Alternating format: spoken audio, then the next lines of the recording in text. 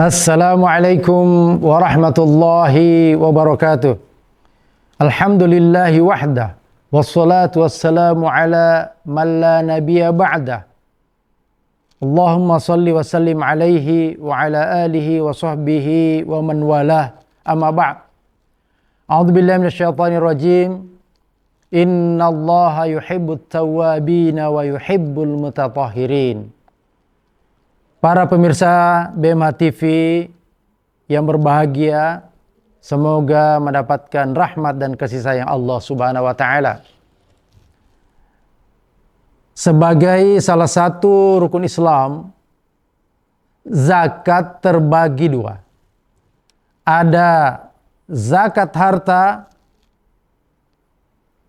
yang ketentuannya telah diatur secara detail, dan yang kedua adalah zakat fitrah, yaitu zakat jiwa yang diwajibkan bagi setiap muslim laki-laki dan perempuan, dewasa maupun anak-anak, selama ia memiliki kelebihan makanan pada malam hari raya Idul Fitri, dan boleh ditunaikan beberapa hari sebelum Idul Fitri.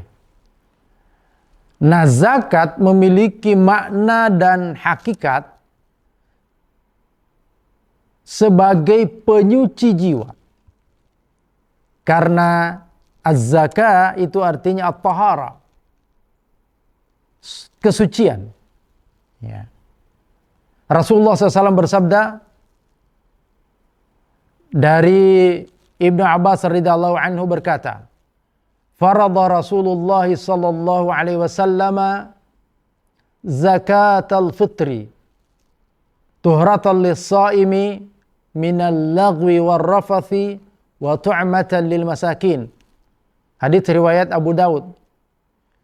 Bahwa Rasulullah SAW mewajibkan zakat fitrah sebagai penyuci bagi orang-orang yang berpuasa dari perbuatan sia-sia dan ucapan-ucapan yang kotor, serta sebagai makanan bagi orang-orang miskin. Oleh karena itu, hakikat pertama daripada puasa adalah penyuci jiwa orang-orang yang berpuasa, minal lagwi warrafath, dari ucapan-ucapan kotor, dari perbuatan-perbuatan yang sia-sia yang umumnya kita tidak sengaja dan kita tidak menyadarinya. Maka zakat fitrah hadir untuk mensucikan kita. Wa tu'matan lil masakin.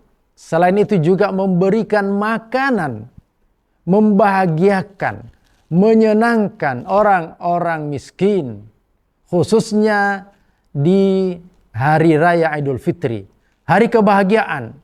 Oleh karena itu, selama seorang muslim memiliki kelebihan makanan pada malam hari raya Idul Fitri atau di pagi harinya sebelum sholat Id ditunaikan, maka mereka berkewajiban untuk menunaikan zakat fitrah tersebut.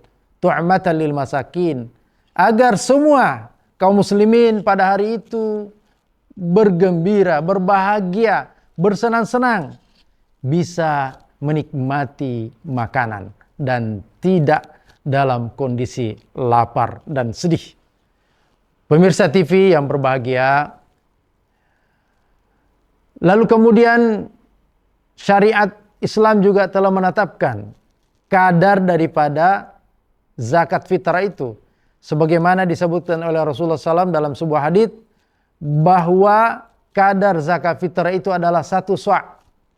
1 sa' untuk kita di Indonesia ini sekitar hampir 3 kilogram beras atau makanan pokok, atau 3,5 liter. Ya. Yang dikeluarkan oleh setiap muslim, setiap jiwa. Dan ulama membolehkan ditunaikan dalam bentuk uang senilai dengan harga 1 sa', ya, 3 kilogram beras makanan pokok, ya, sesuai dengan ketetapan Kementerian Agama atau Basnas, Badan Amil Zakat Nasional. Para pemirsa yang berbahagia, kita juga harus memastikan bahwa orang yang menerima zakat fitrah yang kita tunaikan ini, yang kita bayarkan adalah orang-orang yang memang paling membutuhkan, paling berhak menerimanya.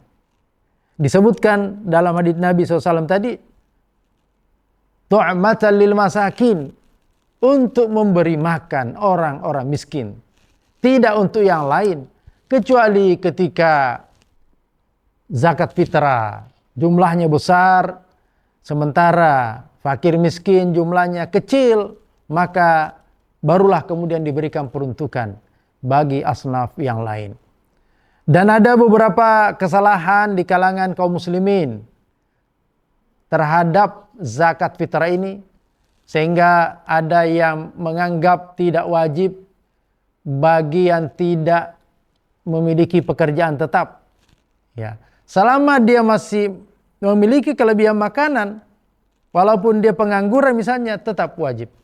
Atau anak-anak, maka yang membayarkan adalah kepala rumah tangganya. Atau mungkin budak atau pembantu dalam konteks sekarang ini, dia tidak punya kemampuan, maka majikannya yang berkewajiban untuk menunaikan zakat fitrah untuknya. Ya, ada juga yang mengeluarkannya setelah sholat Id. Ini tidak lagi dianggap sebagai zakat fitrah, tetapi hukumnya jatuh pada sedekah saja. Ada juga orang yang menyalurkan kepada orang-orang yang tidak berhak. Ya. Walaupun sah secara hukum, tetapi yang lebih berhak, yang lebih utama adalah memberi makan orang-orang miskin. Para pemirsa BMH TV yang berbahagia, jangan sampai terlewatkan. Lebih baik kita menunaikan lebih awal beberapa hari sebelum Idul Fitri, daripada kemudian kita menunda mengambil afdolnya pada malam hari atau di pagi hari